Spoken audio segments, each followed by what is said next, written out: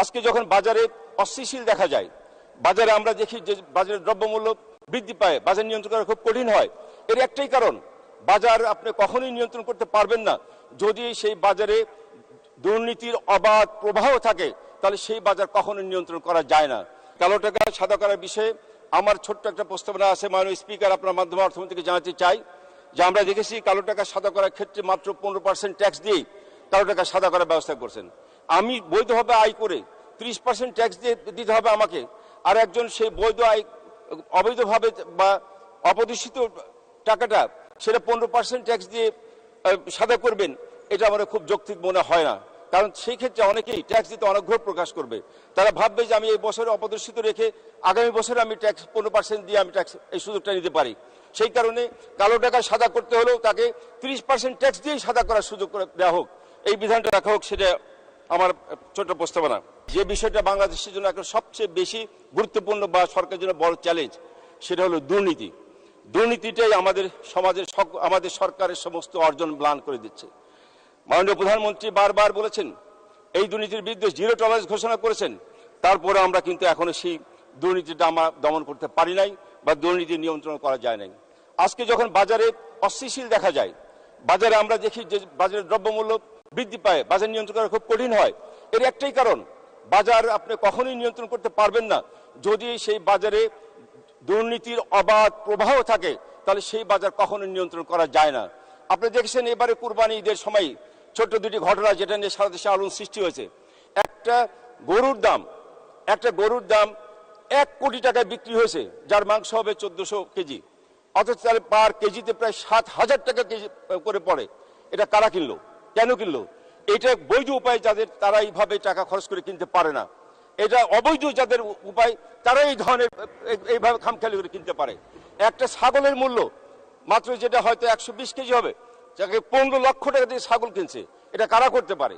যাদের অবৈধ আয় আছে তারাই করতে পারে। বৈধ আয় কখনো এইভাবে টাকা পানিতে ফেলতে পারে না। বাজার নিয়ন্ত্রণ করতে হলে দুর্নীতিটাকে আগে বন্ধ করা উচিত। আমাদের মাননীয় প্রধানমন্ত্রী 2018 সালের নির্বাচনেই সরকারের প্রশাসনের উচ্চ পর্যায়ের কর্মকর্তার সঙ্গে বৈঠক করেছিলেন। সেখানে মাননীয় প্রধানমন্ত্রী কিন্তু পরিষ্কারভাবে বলেছিলেন যে আমরা দুর্নীতিকে বরদাস্ত করব না। সরকারি কর্মকর্তা কর্মচারীদেরকে তাদের দফায় দফায় বেতন বৃদ্ধি করা হয়েছে, তাদের সুযোগ সুবিধা বৃদ্ধি করা হয়েছে, তারপরে কেন দুর্নীতি হবে? আজকে যখন দুর্নীতির কথা ওঠে, প্রথম দিয়েই সকলের দিকে আঙ্গুল তুলে তাকায় রাজনীতিবিদদের দিকে, যে রাজনীতিবিদরা দুর্নীতির সঙ্গে জড়িত। এটাই আমাদের দেশে প্রচলন আছে। অথচ রাজনীতিবিদ যারা এখানে সংসদ সদস্য আছেন, মানে স্পিকার, একমাত্র মন্ত্রী ছাড়া আর কোনো সংসদ সদস্যদের কোনো এক্সিকিউটিভ পাওয়ারই নাই, তাদের সিক্রেটারি অথরিটি নাই, তারা কিভাবে দুর্নীতি করবে?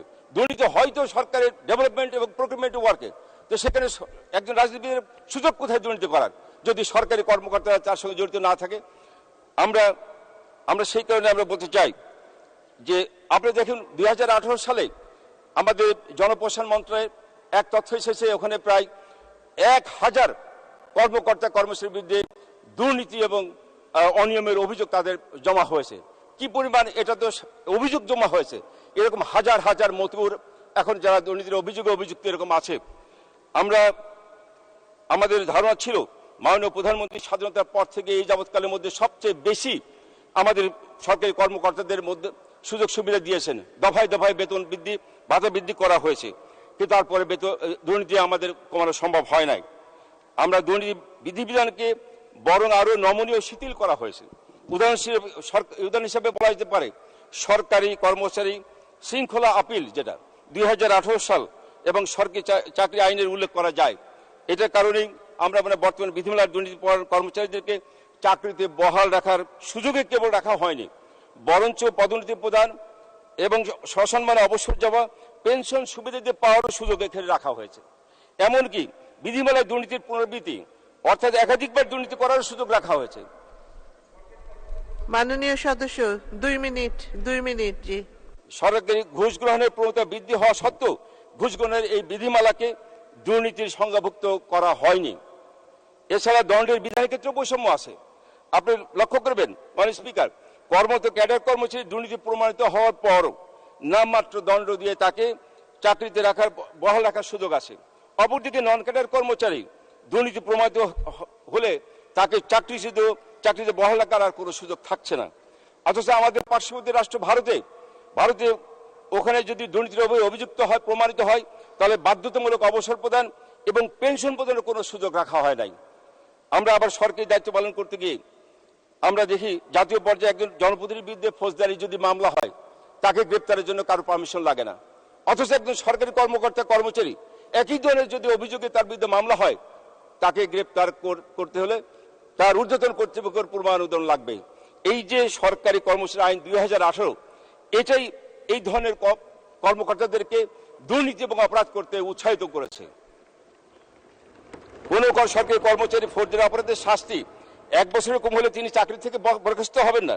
তাকে তিরস্কার, পদোন্নতি স্থগিত, পদোন্নতি এবং জাতীয় বিভাগীয় ব্যবস্থার বিধান রাখা হয়েছে, যা সুশাসনের সহায়ক বিধান নয়। অথচ স্থানীয় প্রতিনিধিকে এরাই আবার তাৎক্ষণিক বরখাস্ত করার ক্ষমতা রাখে। মাননীয় স্পিকার, এই বৈষম্যমূলক আইনের কারণেই কিন্তু সরকারি কর্মচারীর মধ্যে দুর্নীতির সঙ্গে জড়িত তাদের আইনের আওতায় আনতে দুর্নীতি কমিশন বাধাগ্রস্ত হচ্ছেন। এটা কার্যত অপরাধী সুরক্ষার আইন হিসেবে বিবেচিত। আমার প্রশ্ন থাকবে, এই সুরক্ষা আইনটি আবার পুনর্বিবেচনার জন্য। আমাকে 2টা মিনিট সময় দেন, আমি 2টা খালি প্রশ্ন দিয়ে আমি শেষ করতে চাই। এই দুর্নীতি দমন করতে হলে আমাকে প্রথমে ভোগের রাস্তা বন্ধ করতে হবে। ভোগের রাস্তা বলতে যেমন রেজিস্ট্রি অফিস, গাড়ি শোরুম, স্বর্ণালঙ্কার দোকান, এখান থেকে প্রতি মাসে আপনি শেষে যারা এই জমি বা বাড়ি বা অ্যাপার্টমেন্ট রেজিস্ট্রি করছেন, তাদের তালিকা নিয়ে তাদের কাছে স্পেশাল টিম পাঠিয়ে তাদের আয়ের বৈধ উৎসটা জানার জন্য কৈফিয়ত চাওয়ার ব্যবস্থা করা হোক। দ্বিতীয়ত, গাড়ি শোরুম এবং স্বর্ণালঙ্কারে একইভাবে প্রতি মাস শেষে ওখান থেকে তালিকা নিয়ে যারা ক্রয় করছেন তাদের কাছ থেকে আয়ের বৈধ উৎস নেওয়া হোক। আমার বিশ্বাস তাহলে পরে এই অবৈধ আয়কারীরা এইভাবে ক্রয় করার সুযোগ পাবে না, তাদের ভোগ বিলাসে বন্ধ হয়ে যাবে। দ্বিতীয় আর প্রস্তাব হচ্ছে, চাকরিতে নিয়োগের সময় হলফনামা দিতে হবে। এটা আমাদের এই সরকারি আইন ছিল, কিন্তু সরকারি কর্মকর্তা কর্মচারীকে হলফনামা দেন নাই। একজন রাজনীতিবিদ নির্বাচনের সময় তাকে হলফনামা দিতে হয়, তার সমস্ত সম্পত্তির বিবরণ দিতে হয়, কিন্তু সরকারি কর্মকর্তাকে হলফনামা দিতে হয় না।